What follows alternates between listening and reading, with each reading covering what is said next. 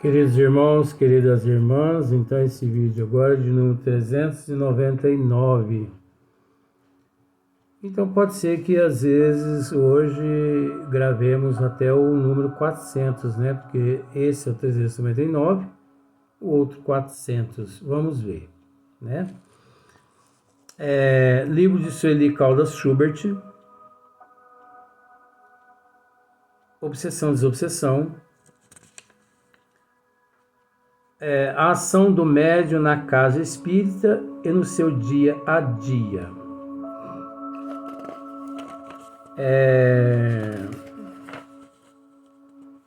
Depois o próximo tema, o médium obsidiado. Nossa Senhora! Mas nós ainda temos alguns comentários bons a fazer ainda, alguns vídeos a gravarem. Até chegar lá, acho que ainda vai mais de 10 vídeos ainda. Então, o ambiente psíquico de tais entidades causa grave mal-estar e muitos médios conseguem captar o panorama mental que estejam emitindo. Então, como já dissemos aqui nos vídeos anteriores, não só os médios ostensivos, aqueles que estão nas casas espíritas trabalhando suas faculdades mediúnicas, sentem essas energias principalmente no dia dos trabalhos, como também durante o dia, em casa, no trabalho, na rua, onde quer que ele esteja, ele pode captar sim as energias de determinados espíritos que perambulam para lá, para cá. Como também aquelas pessoas que se diz não dotada de dons mediúnicos, mas todo mundo são dotados de mediunidade, mas a gente não vai discutir isso. Ao ponto das pessoas achar que estão se infartando e de ir parar na UPA. Chega lá, são submetidos a tudo quanto é tipo de exame e não encontram nada, né? Quantas pessoas internadas nos hospitais, lá com determinados tipos de miomas, pólipos, e que na verdade para a ciência física aqui da Terra é um corpo infeccioso que ali se formou, mas que, de acordo com alguns casos, podendo ser até um ovoide ali instalado no organismo físico da pessoa. Olha só para ver como são as coisas. Eu uma vez mesmo visitando uma pessoa, não posso dizer detalhes nenhum assim, nomes de nada, nenhum lugar. Eu uma vez visitando uma pessoa que estava doente e já desencarnou. Graças a Deus. Eu tive a oportunidade de ver uns 4 ovoides instalados no próprio corpo físico dessa pessoa, consumindo as energias físicas dela, consumindo, se alimentando dos fluidos vitais dessa pessoa e também das energias extraídas através dos alimentos. Então, tudo que ela comia, tudo que ela bebia. Então, esses espíritos, esses ovoides, eles se alimentavam, né? Eles tiravam a parte deles e a pessoa foi emagrecendo,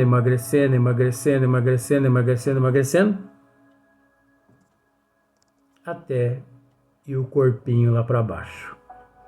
Ah, mas cadê os mentores espirituais na hora dessa, Luiz? Cadê a proteção divina? Mas nós não podemos esquecer que Jesus nos disse: ajuda-te que o céu te ajudará. E será que a humanidade tem feito a parte dela?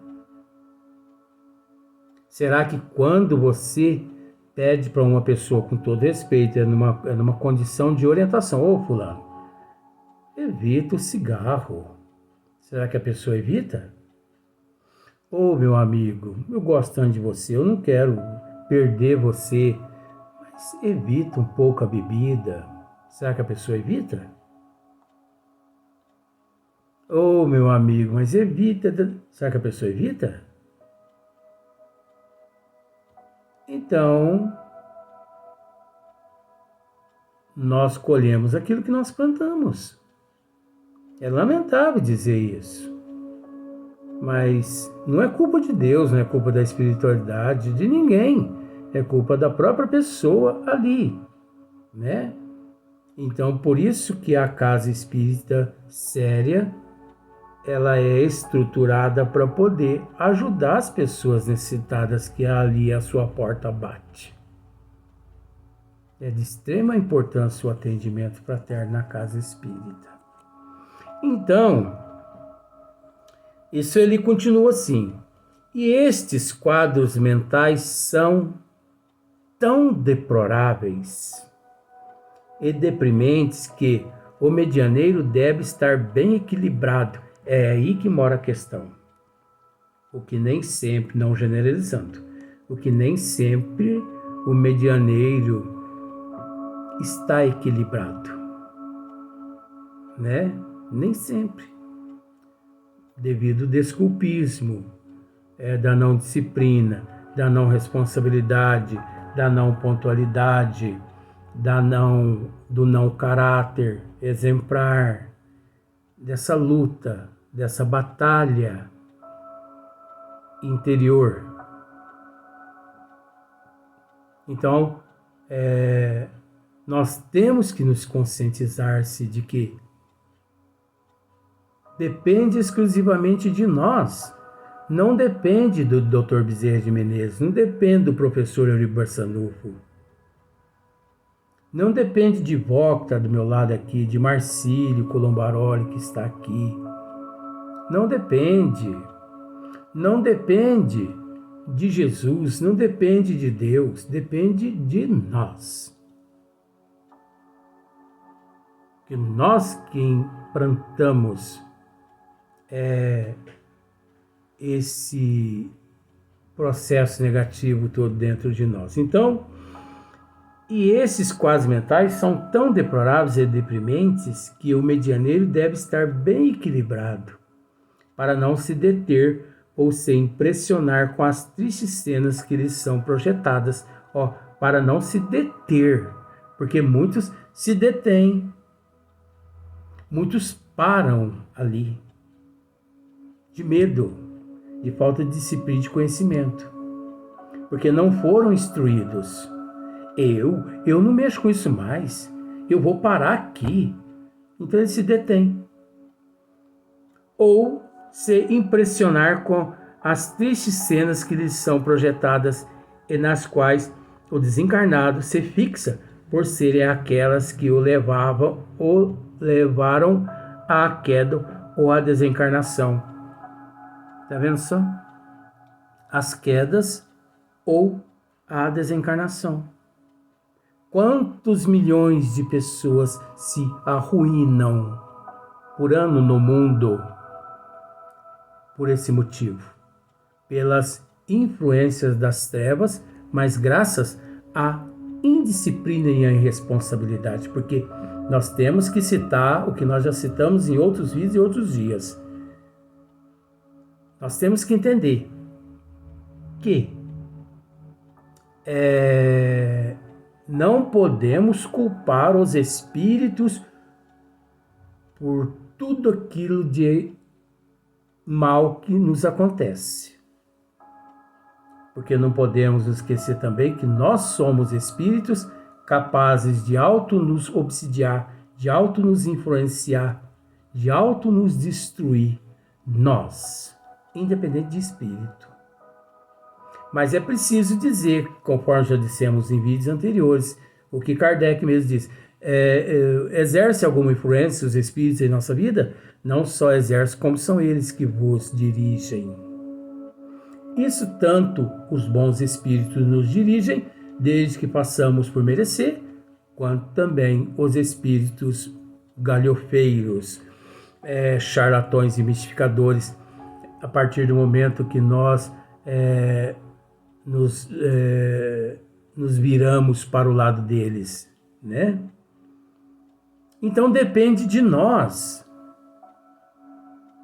Eu não quero ser dirigido por espíritos galhofeiros, não. Que eu faça por merecer a presença dos bons espíritos à minha volta. Porque caso contrário, eles fixam, né, aquelas energias, aquelas que nos levam às quedas e também às desencarnações. Quantos milhões de pessoas que por ano são diagnosticados pelos psiquiatras como loucos, esquizofrênicos e por aí em diante. Por ano. Quantos milhões de pessoas se suicidam por ano no mundo? Eu conheço muito bem alguns países recordes em suicídio. Inclusive, quantos milhões de idosos se suicidam no mundo? Eu não vou dizer nome de países. Eu podia dizer, mas não vou dizer para poder não... Não é questão de me comprometer, porque eu não tenho medo dessas coisas.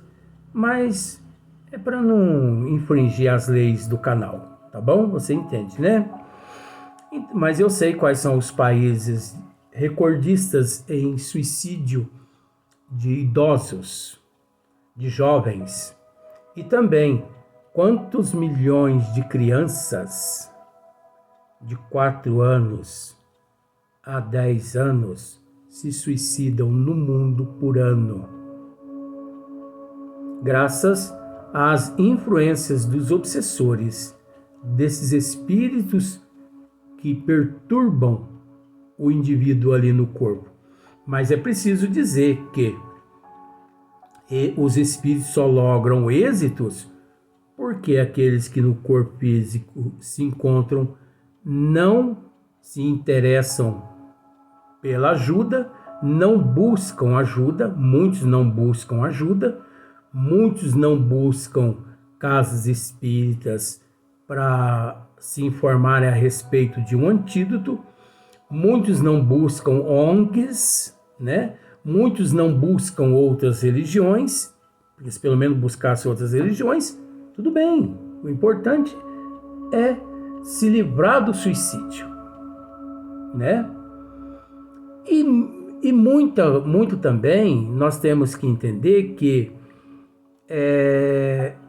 a humanidade, com todo respeito, ela anda assim meio que esquecidas pelos governantes. Nada contra, mas ela anda meio que esquecida, né? Principalmente nessas áreas.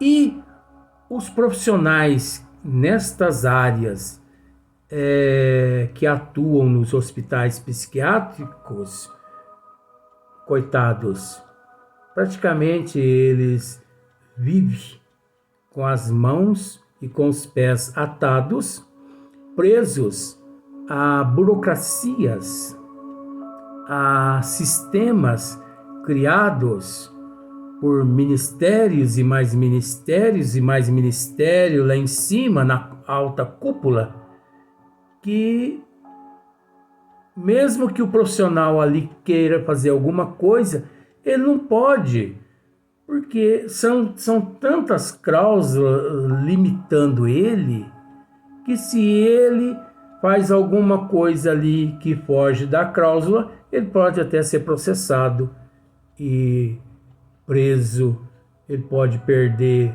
o seu diploma, ele pode perder muitas coisas na sua área profissional.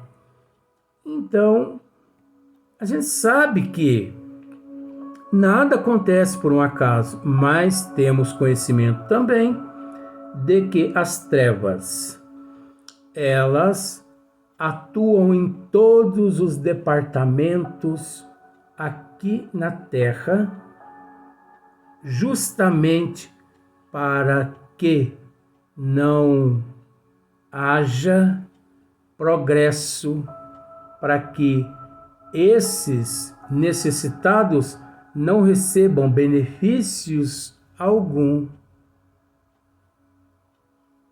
justamente para que eles venham à ruína e se destrói por conta própria.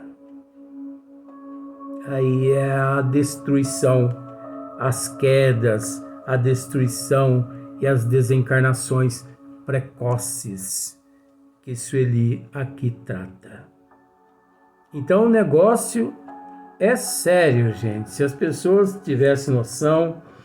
Então, em nossas modestas tarefas como médium, nas reuniões de desobsessão no Centro Espírita Ivon Costa, nas comunicações de entidades sofredoras ou obsessoras por nós recebidas, ao nos ligarmos ao comunicante, ficamos cientes dos seus dramas.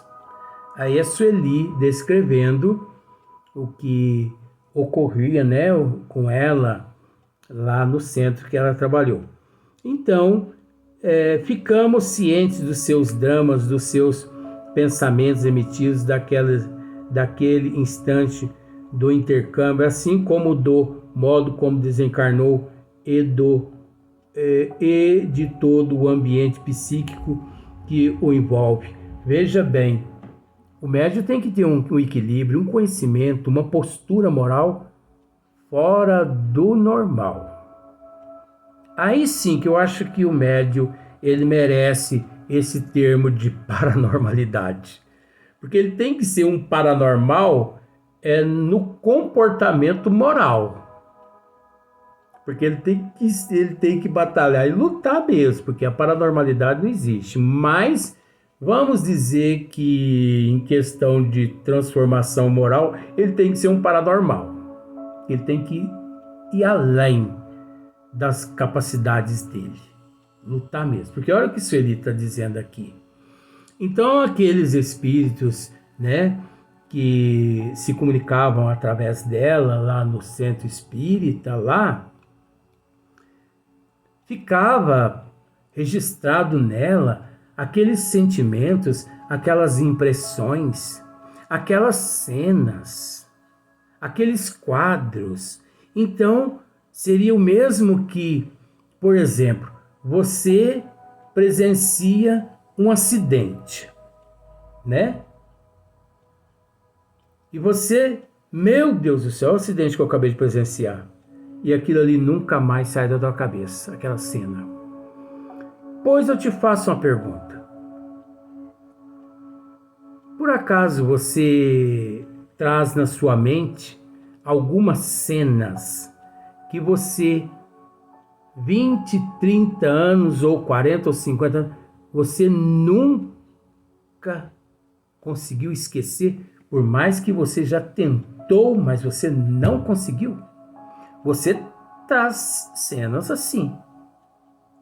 Existem cenas na tua mente que desde criança você nunca mais esqueceu. Cenas boas e cenas ruins. É a mesma coisa aqui. Quando o espírito ele se manifesta através do médium, então ali há uma junção de fluidos e energias onde fica tudo registrado nos arquétipos, na mente do médium. Sério e muito responsável, que tem disciplina e conhecimento. Fica ali registrado no médium aquelas cenas, inclusive as cenas as quais levou aquele ser ao desencarne. Então pense bem para você ver cenas registradas ali naquele médium daquele espírito que pulou-se do 25º andar.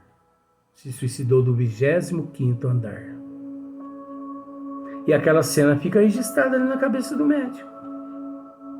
Se o médium é disciplinado, se ele tem um pouco de conhecimento e de postura, ele vai trabalhando até desaparecer aquelas imagens, aquelas cenas, que é muito difícil. Mas tem outros médiuns que não desaparecem. Mesmo com disciplina e com postura e com moral, não desaparece. Até para servir de uma prova, de um registro, de um documento de recordações. Então, olha só para você ver. Assim como do modo como desencarnou e de todo o ambiente psíquico que o envolve. Vemos cenas inteiras a se desenrolarem. Muitas dessas cenas apagarão-se com o tempo da nossa memória, enquanto que outras parecem ficar gravadas, talvez como lições que precisamos trazer bem vivas dentro de nós. É o que acabamos de dizer aqui agora. Tem cenas que não se apagam, como se fosse, lições que precisamos trazer bem vivas dentro de nós. É uma espécie de um alerta para que estejamos sempre vigilantes e atentos, Dentre as comunicações em que vimos clichês mentais exteriorizados pelo comunicante, citaremos 3, as quais estão bem vivas em nossa lembrança. Então agora, Sueli, ela trata de três casos que ela ficou registrado no seu eu. Aconteceu com ela. Então ela vai narrar nos próximos vídeos. Nós vamos recitar esses 3 casos narrados por Sueli, que ficou registrado em seu eu. Cenas que ela vivenciou durante o transe mediúnico, durante a manifestação daquele espírito. Todo o drama, tudo o que aconteceu com aquele espírito no momento do seu desencarne, todas as energias, tudo que ela, Sueli, na condição de médium, sentiu naquele momento, aliás. E isso ocorre com todos os médiuns, mas é preciso entender que cada caso é um caso, pois existe a desigualdade evolutiva até nestas condições de mais ostensivo e menos ostensivos. A desigualdade evolutiva na condição mais ostensivo e menos ostensivo. Pois muitos médios podem dizer assim: eu não me lembro de nada. É o nível evolutivo dele. Eu me lembro de tudo. É a condição evolutiva dele. Eu me lembro mais ou menos. É a condição evolutiva dele. Mas qual dos 3 aí está certo ou errado? Todos os 3 estão certos. Faz parte do processo. Faz parte do processo. O que cada qual deve fazer é continuar na disciplina até na eternidade. Estudo, bastante estudo, conhecimento, responsabilidade em todo sentido. Porque espiritismo não é brincadeira. Nós já dissemos isso, nós vamos citar novamente, porque agora só no próximo vídeo, nós não vamos gravar mais hoje não. Espiritismo é responsabilidade. Espiritismo é compromisso. Espiritismo é reforma. Espiritismo faz parte da nossa reforma. Então, ou optamos pela autorreforma, ou deixemos o espiritismo de lado e voltemos lá para o pântano de onde nós saímos um dia.